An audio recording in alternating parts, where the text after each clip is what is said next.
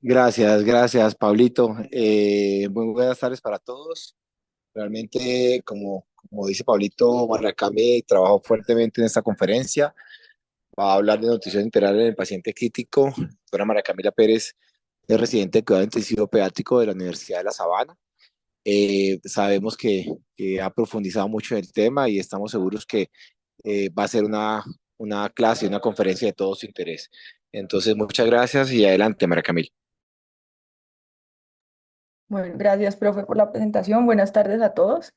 Hoy vamos a hablar sobre nutrición enteral en el paciente crítico. Básicamente este va a ser pues nuestro cronograma o el contenido. Vamos a hablar sobre unos puntos claves en la fisiología gastrointestinal, sobre la enfermedad crítica y la nutrición enteral. Vamos a mencionar sobre la disbiosis, el microbioma y el patobioma, responder unas preguntas frecuentes de la nutrición enteral y finalmente vamos a dejar unos mensajes para llevar a casa. Empezaré la charla con esta frase. Dice, simple, nuestro sistema inmune está en la mayoría del intestino. Se estima que nuestro intestino aloja casi el 80% de las células del sistema inmune.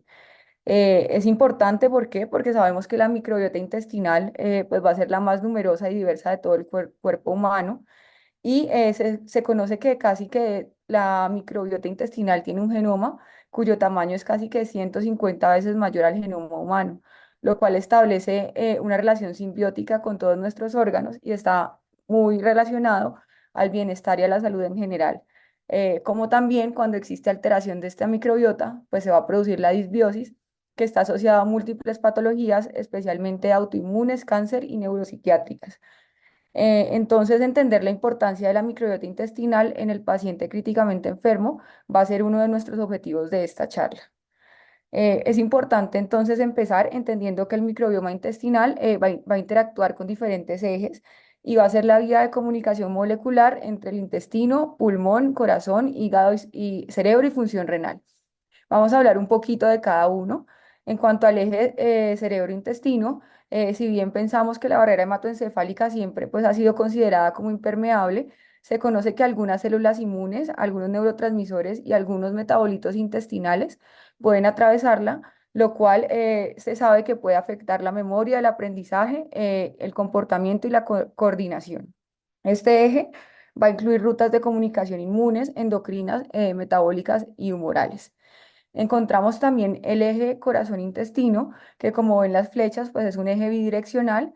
Sabemos que la disbiosis puede llevar a una reducción en la producción de ácidos grasos de cadena corta, lo cual va a disparar la respuesta inflamatoria sistémica y toda esta respuesta va a estar ligada directamente a formación de aterosclerosis y lesión cardíaca. En cuanto al eje intestino-pulmón, existen vías de comunicación complejas entre estos dos órganos. En neonatos especialmente se ha demostrado que la disbiosis con reducción de las bifidobacterias puede causar disfunción de células CD4 y esto está asociado a asma. En cuanto al eje intestino-riñón, la disbiosis ha sido relacionada con la lesión renal aguda, con evidencia de disfunción tubular renal, alteración endotelial y coagulopatía. Todo esto pues, ha sido demostrado en modelos de ratones en donde existe una alteración de la secreción de deserina directamente relacionado con la microbiota intestinal. Y finalmente, el eje intestino-hígado. Sabemos que el hígado interactúa con el intestino produciendo ácidos biliares, mientras el intestino va a interactuar con el hígado mediante el metabolismo de aminoácidos y componentes exógenos como es la colina y el alcohol. Los ácidos grasos de cadena corta, entonces, van a actuar como mensajeros a nivel hepático, en donde hay estudios que han demostrado que al reducirse estos ácidos grasos se va a generar una mayor permeabilidad intestinal. Entonces, pues finalmente como mensaje de esta diapositiva, este eje va a ser una ruta inmune, endocrina y metabólica que realmente pues va a relacionar casi que todos los órganos. En cuanto a la anatomía de la barrera gastrointestinal, vamos a hablar un poco como sobre los grandes aspectos.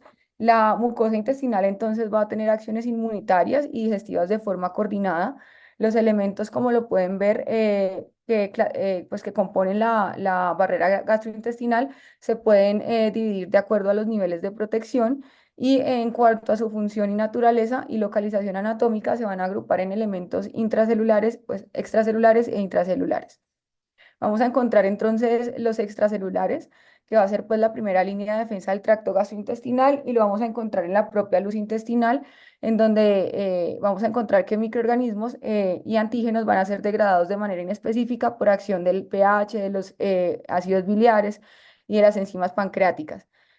Básicamente las enzimas digestivas, las proteasas, la lipasa, la amilasa y la nucleasa van a ejercer una acción tóxica sobre los microorganismos a través de la destrucción de la pared celular, consiguiendo eliminar en un primer paso una gran parte de estos microorganismos que proceden de la dieta. Por otro lado, recubriendo todo el epitelio intestinal, vamos a encontrar un microclima que va a estar consistente en una capa de moco, como lo podemos ver, de agua y glicocálix, que va a ser aproximadamente de unas 100 micras de espesor, que está secretado fundamentalmente por células caliciformes o células de Goblet, con unas propiedades hidrófobas y tensoactivas. Dentro de esta propia capa se va a diferenciar una capa más externa que nos va a ayudar a la retención de secreciones mucosas que son ricas en péptidos antibacterianos y va a prevenir la adhesión de microorganismos. Básicamente esta capa contiene niveles ricos de inmunoglobulina A secretora que va a ser sintetizada por células plasmáticas de la lámina propia.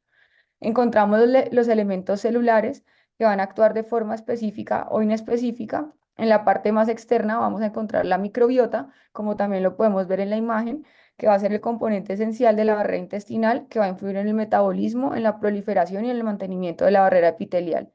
Además, tiene otras funciones que vamos a ver también un poco más adelante en la charla, pero tiene funciones antiinflamatorias, de reparación epitelial y de angiogénesis.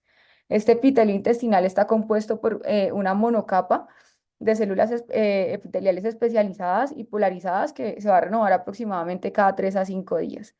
Ya en la región subepitelial vamos a encontrar la lámina propia, que va a contener células inmunitarias, va a contener pues, sistema nervioso entérico y tejido conectivo. Las células inmunitarias van a conformar el tejido linfoide asociado al intestino, que va a ser GALT, y sabemos que el GALT se puede dividir en GALT organizado, que va a ser el inductor de la respuesta inmunitaria, y el GALT difuso, que va a ser el efector de la respuesta inmunitaria. Por último, es importante mencionar la conexión que existe entre el sistema nervioso central y el sistema nervioso entérico, los cuales van a coordinar las funciones digestivas y el mantenimiento de la homeostasis intestinal directamente a través de la liberación de neurotransmisores e indirectamente a través de la interacción neuroinmunológica. Entonces ahí vamos a encontrar una red de neuronas que están pues interconectadas y de células gliales que se van a agrupar en en el plejo mientérico y en el plejo submucoso. Todo esto pues va a modular la respuesta inflamatoria, componiéndose de neuronas sensoriales, interneuronas y neuronas motoras. Ya hablando un poco de la digestión y de la absorción de nutrientes, sabemos que los principales macronutrientes van a ser los carbohidratos, las proteínas y lípidos, los cuales pueden ser absorbidos a lo largo de todo el intestino. Sin embargo, existen ciertos nutrientes que tienen un proceso de absorción y digestión en lugares puntuales más específicos, como lo vemos en la imagen.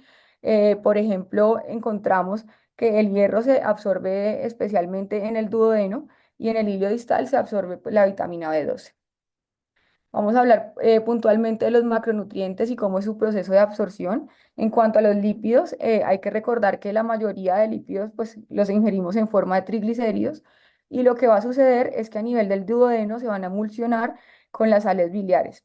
Posteriormente, en el proceso, lo que sucede es que la lipasa junto con la colipasa van a liberar ácidos grasos libres de los monoglicéridos y triglicéridos, los cuales van a ser pues, los componentes de las micelas mixtas y se van a fusionar con el epitelio yeyunal y productos de digestión que van a acceder al citosol mediante los transportadores de ácidos grasos libres. Dentro del citosol, como se ve en la imagen, los triglicéridos se van a resintetizar y se van a unir a las apolipoproteínas, conformando el complejo de los kilomicrones que va a ingresar al sistema linfático mediante los enterocitos. Siguiendo en la absorción de carbohidratos, recordar que usualmente los consumimos en forma de polisacáridos y monosacáridos. Para su absorción es muy importante el papel de la amilasa salival y pancreática, las cuales van a degradar los polisacáridos para posteriormente poder tener este paso de ser absorbidos. Este proceso va a ocurrir a nivel yeyunal, donde la glucosa y la galactosa van a ingresar al enterocito, como en la imagen de la derecha, mediante el cotransportador de glucosa. mientras que la fructosa va a ingresar por el cotransportador GLUT5. Estas se van a absorber dentro del enterocito y van a salir en forma de monosacáridos por el cotransportador GLUT2. Recordar que aproximadamente el 70% del ingreso energético va a depender entonces de los carbohidratos. En cuanto a la absorción de proteínas, sabemos que el 95%, casi que el 95% se van a reabsorber en el intestino delgado. Las proteínas van a ser degradadas en polipéptidos, posteriormente en oligopéptidos y aminoácidos. Mediante transporte activo dependiente del sodio van a penetrar las células de la mucosa, donde van a sufrir un proceso de hidrólisis. Y los aminoácidos también mediante transporte activo van a atravesar la mucosa para pasar a sangre venosa. Ya vamos a entrar entonces en la segunda parte de la charla, que básicamente vamos a hablar sobre la enfermedad crítica y la nutrición enteral. Es muy importante entender el impacto de la enfermedad crítica y cuál es digamos que el papel de la nutrición enteral en el paciente críticamente enfermo. Pues para esto debemos recordar las fases. En el inicio pues vamos a encontrar la enfermedad aguda o la fase aguda, que va a ocurrir usualmente en las primeras horas hasta 24 a 48 horas después del evento. Usualmente en esta fase pues el paciente va a requerir soporte vital, se va a caracterizar por una respuesta inflamatoria marcada con liberación de citoquinas proinflamatorias, migración leucocitaria, respuesta neuroendocrina con activación del eje hipotálamo hipófisis, elevación del cortisol, del TSH y la hormona de crecimiento. Aquí es muy importante saber que hay un incremento del recambio proteico, lo cual va a llevar al paciente a un estado hipercatabólico con una gran movilización de aminoácidos, proteínas y ácidos grasos libres del músculo. Por debajo del gasto energético basal, entonces en reposo, hay una disminución de la síntesis de proteínas a nivel muscular y una disminución de las hormonas periféricas. En segundo lugar, encontramos entonces la fase de estabilización, que usualmente ocurre 48 horas después del ingreso del paciente y cuando el paciente ya, pues valga la redundancia, se empieza a estabilizar de su enfermedad crítica y empezamos a reducir el soporte vasoactivo y el apoyo hemodinámico. Aquí vamos a encontrar un descenso controlado de toda la cascada inflamatoria. En esta fase es muy importante que el paciente cuente con un aporte que por lo menos iguale su gasto energético basal, si no, pues va a seguir existiendo una alteración metabólica y hormonal. Y en tercer lugar, pues vamos a encontrar la fase de recuperación, en donde ya pues hay una recuperación de la patología que le dio ingreso al paciente a la unidad de cuidado intensivo y casi que se produce una normalización de las alteraciones metabólicas y hormonales. Aquí se va a incrementar la síntesis de proteínas musculares, mientras nosotros digamos que demos el aporte adecuado basal para el paciente que supere el gasto calórico basal. Aquí en esta diapositiva es muy importante entender que el paciente crítico obviamente va a tener una respuesta metabólica al estrés importante. Vamos a encontrar que existe un estado hipermetabólico e hipercatabólico que va a estar condicionado también por el estado basal del paciente, es decir, por patologías previas, por el estado inmunológico y también por el estado nutricional. Adicionalmente, hay que tener en cuenta que el paciente pues, está sufriendo una patología aguda, bien sea sepsis, trauma, shock o otra patología y asociado a esto, más la inmovilización prolongada, más el uso de terapias pues, hemodinámicas, conjuntamente vamos a encontrar que existe una mayor degradación de las proteínas. Esto pues obviamente va a exceder la síntesis y en el tejido adiposo especialmente va a existir lipólisis que va a liberar estos ácidos grasos en la circulación sanguínea. En conjunto entonces con la resistencia periférica a la insulina, y a la gluconeogénesis hepática, esto reforzado por los aminoácidos y el glicerol, va a resultar en una circulación abundante de nutrientes endógenos en un estado pues, hipercatabólico, como ya lo mencioné. En general, lo que sucede es que el metabolismo se va a alejar de su objetivo principal, que obviamente es como el crecimiento, y va a apoyar a la creación de proteínas de fase aguda de glucosa que van a permitir la recuperación del paciente mediante diferentes procesos como glicólisis, lipólisis, gluconeogénesis y liberación de cuerpos cetónicos y degradación de proteínas. Esto pues, evidencia a nivel intestinal con una disminución del recambio proteico, lo cual pues genera una disrupción de la barrera intestinal. Ya entendiendo un poco la respuesta metabólica, digamos que a la enfermedad crítica, es importante mencionar la respuesta al estrés, en donde pues vamos a encontrar dos vías. Va a estar la respuesta proinflamatoria y la respuesta antiinflamatoria. En la respuesta antiinflamatoria va a haber una respuesta compensatoria, con una liberación de interleuquina 10 y con factor de crecimiento beta. Todo esto va a estar conjunto con la supresión de liberación de L-carnitina, lo cual nos va a llevar a un estado de inmunoparálisis o inmunosupresión que puede generar disfunción multiorgánica en el paciente. Adicionalmente, en segundo lugar, tenemos la respuesta antiinflamatoria, eh, la respuesta proinflamatoria, perdón, que va a generar una activación del complemento con consecuente liberación de prostaglandinas, leucotrienos y también fragmentos como fragmentos del complemento que van a actuar como quininas, como son la interleuquina 1, la interleuquina 6, la interleuquina 8 y el factor de necrosis tumoral alfa. Esto es pues muy importante entenderlo porque este estado hipercatabólico nos va a generar un balance nitrogenado positivo y dentro de esta respuesta proinflamatoria es muy importante que entendamos un concepto que vamos a hablar ahorita un poquito más adelante, que es la autofagia, para que entendamos cómo esta puede impactar a nivel intestinal y a nivel de la microbiota. Entonces, hablando un poco ya puntualmente de los cambios pues, fisiológicos asociados a la enfermedad crítica del tracto gastrointestinal, encontramos que asociado a respuestas metabólicas, hemodinámicas e inflamatorias, se va a generar en primer lugar una pérdida o una ausencia de nutrientes a nivel intestinal, con una pérdida del epitelio intestinal y aplanamiento de las vellosidades. Adicionalmente, pues vamos a encontrar una falta de nutrientes vía enteral, lo cual nos va a generar una alteración de toda la microbiota y un incremento de todas las bacterias patógenas. Finalmente, existe una alteración de la circulación esplácnica, lo cual nos genera un daño tisular isquémico y una translocación bacteriana. Aquí en esta imagen, en el lado A, podemos encontrar pues un intestino sano, en donde las células intestinales van a proliferar en la cripta, como las ven ahí en naranja y en gris, y se van a dividir en células hija y van a migrar a las vellosidades. Aquí la mayoría de células epiteliales son enterocitos, aunque también podemos encontrar células de Goblet y células neuroendocrinas. El epitelio, pues como lo ven, va a estar rodeado por una capa de mucosa que es continua y esto va a actuar pues como barrera para los microorganismos luminales mediante pues el reconocimiento por la IgA circulante. Sin embargo, en la zona B o en la imagen del lado derecho, podemos ver un intestino sometido a enfermedad crítica, en donde la proliferación se disminuye por apoptosis, lo que va a llevar pues, a un acortamiento de las vellosidades. Como pueden ver, la capa mucosa no es uniforme como en el lado A, y hay daño en las uniones estrechas, lo cual genera hiperpermeabilidad, y la barrera intestinal pues, se puede comprometer por microorganismos patógenos que pueden traslocarse. Sabemos que todos estos efectos, de acuerdo obviamente con la condición del paciente, pueden ser modulados en gran parte por la nutrición enteral. Ya entendiendo un poco los cambios fisiológicos a grandes rasgos, vamos a hablar un poco sobre el concepto de la autofagia y su impacto en la microbiota intestinal. Entonces, digamos que la autofagia es un proceso fisiológico que es definido como un sistema o una vía catabólica crítica que va a suceder tanto en el insulto primario como en respuesta al estrés, como también en general como un mecanismo para la homeostasis celular. No solamente nos va a aclarar los componentes citoplásmicos y los microorganismos, sino que también va a aportar un valor nutricional adicional en el paciente crítico.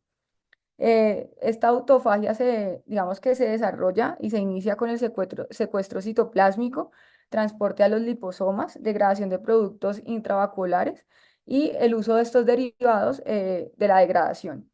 Ha sido implicada en la recuperación tras la enfermedad crítica, donde se supone que una deficiencia de autofagia condiciona un empeoramiento de la disfunción orgánica y el pronóstico. Sin embargo, ahí es importante destacar que el ayuno prolongado va a generar una autofagia disfuncional o defectuosa. Esta vía de la autofagia va a estar conservada en fenómenos de estrés, como es la enfermedad crítica. Lo que va a suceder es que la célula se degrada a sí misma con el objetivo de producir ATP. Todo este proceso se va a realizar mediante el ciclo del citrato, que unifica la producción de ATP mediante la síntesis de los tres principales macronutrientes. En condiciones normales, como les mencioné, existe autofagia, digamos que en bajas proporciones.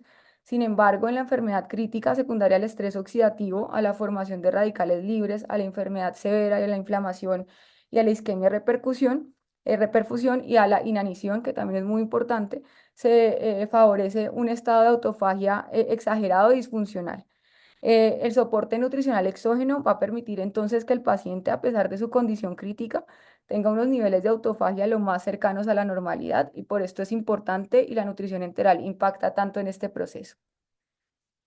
Es muy importante la relación que existe entre la autofagia y el microbioma.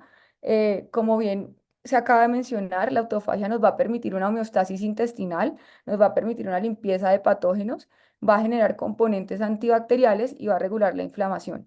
En el lado aquí izquierdo en esta imagen podemos ver una autofagia controlada. Sin embargo, una autofagia disfuncional nos va a llevar a una eliminación inefectiva de patógenos, un número reducido de células de Paneth y de Goblet, una disminución de la secreción de péptidos antimicrobianos y nos va a generar un daño en la barrera epitelial. Entonces, en el lado derecho podemos observar todo el proceso fisiológico que puede ocurrir secundario a una autofagia disfuncional, donde se va a producir una disbiosis intestinal secundaria. Principalmente va a haber disminución de los ácidos grasos libres, se va a generar una sensibilidad a la insulina reducida con alteración en la secreción de interleuquinas. Esto va a promover una inflamación crónica secundaria. Adicionalmente, por disminución de los ácidos grasos, se va a influenciar la expresión de la claudina 1, lo cual va a llevar a una mayor permeabilidad intestinal. Esto va a reducir toda la expresión de los péptidos antimicrobianos y también se va a activar la vía de mTOR, que va a generar una alteración de toda la función de la barrera intestinal y va a permitir que ingresen microorganismos patógenos lipopolisacáridos con una consecuente translocación bacteriana. Ya hablando un poco más, ya entrándonos más en el tema, vamos a hablar de la importancia de entender la disbiosis, el microbioma y el patobioma en la unidad de cuidado intensivo en general. Entonces sabemos que, como ya lo mencioné, nosotros tenemos un microbioma que usualmente está condicionado por millones de bacterias y microorganismos. Sin embargo, en la unidad de cuidado intensivo, por ciertos factores, como lo son la nutrición parenteral, los procedimientos invasivos, la dismotilidad, la pérdida de integridad del tracto gastrointestinal, por ya lo mencionado fisiológicamente, el uso de vasopresores, inhibidores de bomba de protones y antibióticos, se va a generar una alteración en todo este microbioma intestinal y se va a generar disbiosis intestinal. Esto mediante tres mecanismos. Entonces, lo primero que sucede es que hay una disminución en la disponibilidad de ácidos grasos de cadena corta, los cuales, como ya se ha mencionado, mantienen la integridad de la barrera intestinal y promueven una mejor respuesta inmunológica. Estos ácidos grasos de cadena corta van a ser la fuente energética principal para el epitelio colónico y son muy importantes porque mantienen la función adecuada de las uniones estrechas y tienen una acción inmunomoduladora importante regulando las células T. En segundo lugar, van a existir cambios en la producción de TMAO, el cual es un metabolito producido por la microbiota intestinal y el hígado. Este va a ser absorbido y traslocado al hígado mediante la circulación portal y estos niveles de TMAO pueden cambiar por la disbiosis intestinal generando unos niveles más altos, los cuales están asociados con formación de trombos, coagulopatía y falla cardíaca. Y finalmente vamos a encontrar unos cambios inmunológicos intestinales en donde hay una alteración en la liberación de IgA y células T promoviendo infecciones bacterianas. Entonces, en el paciente críticamente enfermo, vamos a pasar de tener un microbioma normal a tener un patobioma secundario a toda la disbiosis que se produce por todos los mecanismos mencionados anteriormente. Se va a generar una alteración del microbioma por inflamación y lesión tisular, lo cual pues se va a convertir en un ciclo sin fin. Hay un incremento de toda la respuesta proinflamatoria, una disminución de la absorción de nutrientes, un daño en la integridad epitelial y va a disminuir la microbiota comensal e incrementa el número de patógenos oportunistas. Entonces, como lo podemos ver en la imagen de la derecha, la microbiota comensal en el individuo enfermo pues se va a disminuir, los oportunistas van a aumentar y digamos que la capa mucosa se va a volver a irregular y se va a disminuir. Y van a aumentar las proteobacterias que pueden generar una translocación bacteriana y enfermedad. Ya entonces, hablando un poco de la importancia de la nutrición enteral temprana, en inicio pues lo pudimos como entender desde el punto de vista fisiológico porque el estado de inanición, el ayuno prolongado y la desnutrición pues nos va a propagar toda la respuesta inflamatoria, todo el daño en la barrera intestinal, la autofagia no controlada y finalmente cambios en la microbiota intestinal generando disbiosis. Esto asociado pues a la enfermedad crítica, a factores como ventilación mecánica invasiva, uso de medicamentos, antibióticos, inmovilización, desnutrición, asociado a un estado hipermetabólico, va a generar un incremento de todo el catabolismo proteico, generando consecuencias como debilidad adquirida en la UCI, resistencia a la insulina, con consecuente disminución de la masa corporal, cambios en la condición física y pues una desnutrición. Se ha demostrado pues que estos efectos se pueden disminuir mediante el uso temprano de la nutrición enteral en el paciente críticamente enfermo. Y hay unos factores modificables en la UCI que podemos intervenir para evitar el daño de la barrera intestinal. Entre ellos, uno de los más importantes es el inicio de la nutrición enteral temprana, promover una normoxia y una perfusión adecuada, como también el uso racional de antibióticos. Entonces, vamos a encontrar que cuando damos unos nutrientes tempranos en la luz intestinal, esto pues va a aumentar una carga muscular del intestino y finalmente esto se traduce pues en un aumento de la función inmunitaria del GALT, una mejor función inmunológica, una respuesta inmunológica más adecuada, va a promover el crecimiento celular y va a disminuir pues todas las complicaciones metabólicas e infecciosas. ¿Cuáles son los objetivos de la nutrición enteral? Entonces, básicamente son atenuar la respuesta metabólica al estrés, preservar la masa muscular en el paciente y evitar complicaciones de la nutrición parenteral y pues del ayuno prolongado. Es muy importante que nosotros demos como una nutrición enteral óptima, individualizada, de acuerdo a las características del paciente, ya que si damos una nutrición inadecuada o muy baja para el paciente, pues va a haber una alteración en el consumo y el uso de oxígeno, va a haber más riesgo de infección y pues va a estar asociada a una mayor mortalidad. Y si damos demasiada nutrición, podemos caer en consecuencias como uremia, hipertrigliceridemia, hiperglicemia y pues falla respiratoria por sobrecarga hídrica. Este es, digamos que un artículo muy importante, es un estudio publicado en el 2020 en el Pediatric Critical Care por Halvani et al. Básicamente ellos lo que querían evaluar es el impacto de la nutrición enteral temprana asociado a los desenlaces favorables. Entonces, pues digamos que fue un análisis secundario del ensayo HALF-PINT. Incluyó pacientes en cuidado intensivo pediátrico que requirieron ventilación mecánica invasiva o soporte vasoactivo y que desarrollaron hiperglicemia. Ellos excluyeron a algunos niños como niños con diabetes preexistente, ventilación crónica, adecuación de cuidados y cirugía cardíaca. Ellos definieron nutrición enteral temprana como su inicio en las primeras 48 horas y nutrición enteral tardía posterior a las 48 horas desde el ingreso a la UCI pediátrica.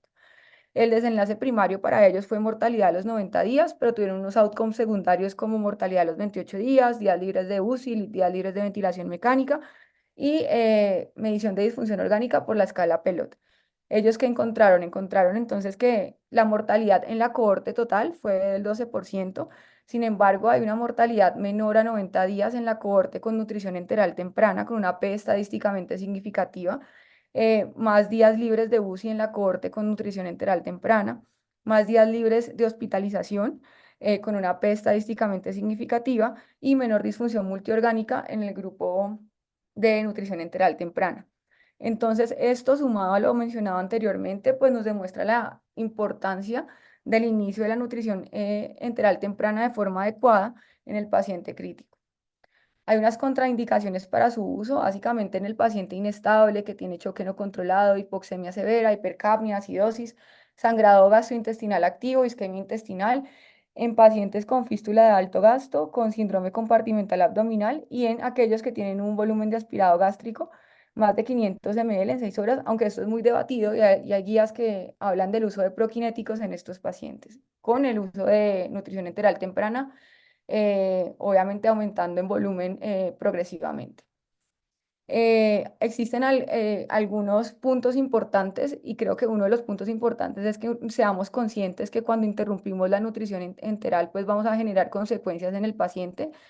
Este es un artículo publicado en el 2022 en Clinical Nutrition, en donde lo que quisieron evaluar eran las razones, la frecuencia y la duración de la interrupción de la nutrición enteral en la UCI durante los primeros 7 días. Pues fue un estudio observacional prospectivo en donde incluyeron 122 pacientes en quienes se inició nutrición enteral en las primeras 72 horas. Ellos básicamente encontraron que las razones más importantes para su interrupción fueron pues, hacer estudios radiológicos, alteraciones en la sonda misma, inestabilidad hemodinámica, procedimientos quirúrgicos y diarrea asociada a la nutrición enteral. Sin embargo, es muy importante que encontraron una asociación entre mortalidad y más de 3 interrupciones de la nutrición enteral, con un OR de 6.7. Ya entonces hablando un poco de cómo vamos a prescribir la nutrición enteral, no me voy a detener mucho pues en las ecuaciones para medir y predecir el gasto energético. Básicamente saber que lo podemos hacer por calorimetría y tenemos algunas ecuaciones de la ecuación de Schofield y la ecuación de la OMS, las cuales nos ayudan a predecir el gasto energético basal de los niños, de acuerdo, obviamente teniendo en cuenta la edad y el sexo. Hay algunos factores que tenemos que tener en cuenta que van a influir sobre el gasto energético basal, de los cuales pues tenemos que incluir dentro de la medición de la misma. Una vez el paciente ingresa a la UCI, pues es muy importante hacer una evaluación nutricional adecuada, tener en cuenta el estado nutricional previo, hacer pues una antropometría adecuada, poder establecer si tiene condiciones o patologías preexistentes, cómo está la parte inmunológica, si pues, presenta alguna patología como cáncer, etcétera. Y además de esto, pues hacer una evaluación nutricional muy juiciosa y poder hacer un seguimiento adecuado posterior al inicio de la nutrición enteral y pues durante toda su hospitalización. Ya como para terminar, vamos a hablar sobre las preguntas frecuentes, es decir, como cómo prescribimos, qué se nos como viene a la mente cuando queremos utilizar la nutrición enteral en el paciente críticamente enfermo. Entonces, este es un artículo pues publicado en Critical Care en el 2021 que nos habla de 10 tips como expertos para la práctica diaria, para la pues, prescripción de la nutrición enteral en la unidad de cuidado intensivo. Entonces, pues básicamente el primer punto es cuándo empezar. Ellos nos hablan de 24 a 48 horas desde la admisión a la unidad de cuidado intensivo. ¿Qué hacer en el caso de utilizar vasopresores en el paciente? Entonces, varias guías nos hablan del inicio de la nutrición enteral a dosis baja. Usualmente cuando se le inicia el descenso de vasopresores en el paciente, pero pues no iniciarla en pacientes inestables. Me llamó la atención este artículo publicado en el ESPEN, en donde hablan de cuándo iniciar vasopresores de forma temprana, perdón, cuándo iniciar la nutrición enteral en pacientes con vasopresores de forma temprana, y ellos encontraron que era seguro iniciarla a dosis baja en pacientes con noradrenalina menor a 0,3 microgramos kilo minuto, obviamente teniendo en cuenta la severidad de la patología. El tercer punto es cómo administrarla. Entonces, pues si tenemos un paciente que va a durar menos de 4 semanas con nutrición enteral, pues la vamos a administrar por una sonda nasogástrica o orogástrica. Y si ya va a durar más de 4 semanas, pues vamos a necesitar un acceso enteral percutáneo. En cuanto a la energía, entonces pues empezar con un aporte energético bajo durante la fase temprana y tenemos que ir incrementando pues de 24 a 48 horas hasta los 7 días posteriores. La ESPEN recomienda no exceder el 70% en la primera fase y incrementar del 80 al 100% después del tercer día. En cuanto al uso de fórmulas de alta densidad calórica, entonces pues no hay recomendaciones realmente específicas. Se habla de su uso en pacientes con restricción hídrica, en quienes necesitemos un aporte calórico con un bajo volumen. En cuanto a la proteína, entonces pues recomiendan el uso de dosis bajas en fase inicial de 0,8 gramos kilo día y podemos incrementar de 1 a 1,2 y en fase estable hasta 2 gramos kilo día. Cuándo utilizar fórmulas hiperproteicas, entonces pues las recomiendan de acuerdo a la condición del paciente durante la fase de estabilización tardía, monitorizando obviamente el estado ácido base y la función renal, cómo y cuándo iniciar suplementación de micronutrientes, entonces pues está, digamos que en este artículo eh, recomiendan el uso de tiamina al ingreso. La ASPEN habla de combinación de vitaminas antioxidantes y minerales traza y la ESPEN pues no tiene recomendación específica. ¿Cuándo pensar en síndrome de realimentación? Obviamente en pacientes con factores de riesgo, pacientes con desnutrición, pacientes en estado de inanición prolongado. Muy importante tenerlo en cuenta porque sucede mucho y, pues tenemos que estar como atentos a diagnosticarlo y a pensarlo, a hacer medición de electrolitos y pues especialmente medición de niveles de fósforo. ¿Cómo evaluar la tolerancia gastrointestinal? Entonces, pues podemos evaluar la presencia del volumen gástrico residual, el cual, pues si no está tolerado, pues va a ser elevado. Vamos a encontrar vómito, distensión, incremento de la presión intraabdominal, ausencia de deposiciones e hilio. También es muy importante nosotros entender, o es una pregunta digamos que todos nos hacemos, es cómo administrarla, si administrarla de forma intermitente o de forma continua. Con respecto a este punto, entonces, pues vamos a conocer que, como ya lo mencionamos, las interrupciones de la nutrición enteral en la UCI pues, pueden ser múltiples y muy extensas. Se conoce que en cuanto a la nutrición enteral intermitente o en bolos, permite, digamos que sus beneficios es que permite periodos de ayuno entre cada comida en un rango de 2 a 6 horas más o menos. Va a ser como el modelo más cercano a lo fisiológico. y se ha propuesto que ayuda pues como a estimular una respuesta neuroendocrina óptima y promueve el adecuado funcionamiento gastrointestinal. Sin embargo, en los niños críticos, como bien lo vimos, la motilidad intestinal pues va a estar alterada y puede existir un vaciamiento retrasado. Este es un estudio publicado en el 2023, pues llamado PINS-3, por el Grupo de Nutrición del Boston Children's Hospital. Fue un estudio multicéntrico, prospectivo, observacional. Incluyó niños de 1 mes a 18 años bajo ventilación mecánica invasiva que estuvieron hospitalizados en la UCI por más de 3 días. Ellos hicieron un seguimiento nutricional muy juicioso, siguiendo la ruta, la frecuencia y la adecuación de la nutrición para cada paciente hasta 10 días. El desenlace primario fue el tiempo en días para lograr el 60% del requerimiento energético y proteico e incluyó 1.375 pacientes de 66 UCIs distintas. El N de la nutrición enteral continua era 1.093 y el N de la nutrición enteral intermitente era 282. ¿Ellos qué encontraron? Encontraron que no hubo diferencias estadísticamente significativas en el porcentaje de energía y proteínas alcanzado en los primeros 7 días de hospitalización. Sin embargo, hicieron un análisis secundario y encontraron que en aquellos pacientes que recibieron nutrición enteral continua se alcanzó mucho más rápido el 60% de los requerimientos energéticos necesarios para el paciente con una P estadísticamente significativa. Y pues no encontraron diferencia en la frecuencia de infecciones.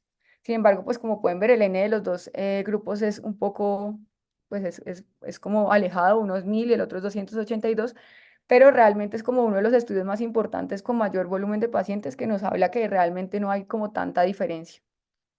En cuanto a la monitoría de la nutrición enteral, entonces, pues, obviamente esto va a ser un trabajo en equipo, entre nutrición, entre cuidado intensivo, y pues tenemos que hacer una monitoría tanto pues del peso, de las pues somatométrica y de bioimpedancia mediante el perímetro braquial y el pliegue bicipital si se puede, pero también podemos hacer una monitoría metabólica mediante glucometría. Sabemos que en general inicialmente puede producirse hiperglicemia. Se puede hacer medición de electrolitos, de lactato y en algunas guías, digamos que recomiendan la medición antes del inicio de la nutrición enteral de función hepática, de función renal y de triglicéridos. En cuanto a otros micronutrientes, entonces hablamos de lípidos que pues deben ser parte de la nutrición enteral. De glutamina hay evidencia en quemados, quemaduras mayores al 20% y en trauma. Omega 3 pues sabemos que puede utilizarse, pero realmente no existen recomendaciones en pediatría. Y se hablan de otros micronutrientes como vitamina D y antioxidantes que cada vez pues tienen como un poquito más evidencia y también el uso de la tiamina. En cuanto a los probióticos, entonces pues la evidencia realmente es muy heterogénea. En niños no hay tantos estudios sobre el uso de probióticos en los pacientes críticamente enfermos. Sin embargo, pues aquí encontramos una revisión sistemática y metanálisis de adultos, en donde incluyeron 5 estudios que fueron muy heterogéneos entre ellos. La verdad encontraron que no había cambios en mortalidad entre el grupo que utilizaba probióticos y el que no. Sin embargo, sí encontraron una reducción de infecciones asociadas a la ventilación mecánica invasiva y una reducción de la incidencia de diarrea con el uso de Lactobacillus rhamnosus. En niños encontramos esta evidencia, diarrea asociada a antibióticos, se habla del lactobacilo y bulardi, que reduce la incidencia de diarrea en dosis altas. En cuanto a infecciones asociadas al cuidado de la salud, se habla del uso de Acidophilus y rhamnosus. Y para la prevención de infecciones por cándida, el Acidophilus y el rhamnosus está asociado a una reducción de colonización por cándida. En cuanto a las condiciones especiales, básicamente casi que todas las condiciones nos hablan del uso de nutrición enteral temprana, trauma, sepsis y SDRA. Obviamente en sepsis tenemos que, de acuerdo al estado del paciente, iniciarla de forma pues baja y progresiva y temprana. Y en SDRA, pues teniendo en cuenta mucho la restricción hídrica del paciente si lo requiere, evitando pues una sobrecarga. Ya para terminar, entonces, este es un artículo que nos habla de cómo mejorar la implementación de la nutrición enteral. Entonces, me pareció muy, muy lindo, pues que dice como que tenemos que crear aviso a todo nuestro equipo, tenemos que cambiar la cultura, tenemos que trabajar en el cambio, digamos que incentivar a nuestro equipo y quitar esas barreras de que la nutrición enteral en el paciente crítico no se puede iniciar. Esto básicamente va a ser un trabajo multidisciplinario en donde todos vamos a tener un pequeño trabajo y todos vamos a hacer como parte de todo el eslabón grande para poder que el paciente, pues, digamos que inicie su nutrición enteral lo más pronto posible y se pueda alcanzar la meta calórica. y pues digamos que lo más importante es remover todas las barreras que tenemos, teniendo en cuenta pues todo lo mencionado anteriormente de su importancia. Para pues finalizar los mensajes para llevar a casa, entonces pues es fundamental conocer los cambios fisiológicos gastrointestinales en el paciente crítico. Sabemos que el microbioma es un órgano endocrino que tiene efectos metabólicos e inmunológicos. La nutrición enteral temprana pues va a ser igual a menor mortalidad y desenlaces adversos.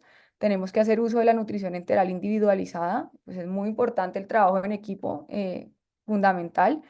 Y cada vez más encontramos medicina de precisión pues creo que a futuro vamos a encontrar el uso de medicina de precisión evaluando el microbioma de cada uno y de acuerdo a esto podemos utilizar el probiótico más adecuado o la fórmula más adecuada o los medicamentos más adecuados de acuerdo pues a esta tipificación.